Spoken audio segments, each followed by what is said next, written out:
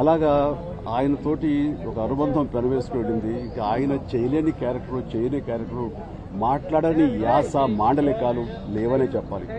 అంతగా పరిపూర్ణమైనటువంటి నటన. నాటక రంగం నుంచి వచ్చి సినిమా రంగంలో తనకంటూ ప్రత్యేకమైన స్థానం ఏర్పరచుకున్నటువంటి గొప్ప నటుడు.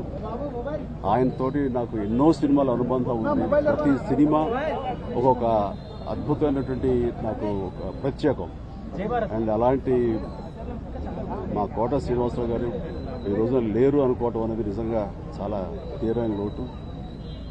అండ్ ఇది వాళ్ళ కుటుంబానికి, పరిశ్రమకి తీరని లోటు. అలాంటి మహానటుడు, అలాంటి వైవిధ్య పాత్రలు పోషించేటటువంటి విలక్షణమైన నటుడు మళ్ళీ వస్తారని అనుకోవటం లేదు. అలాంటి నటుడు మనకు దొరకరేమో కూడా, ఉండరేమో కూడా.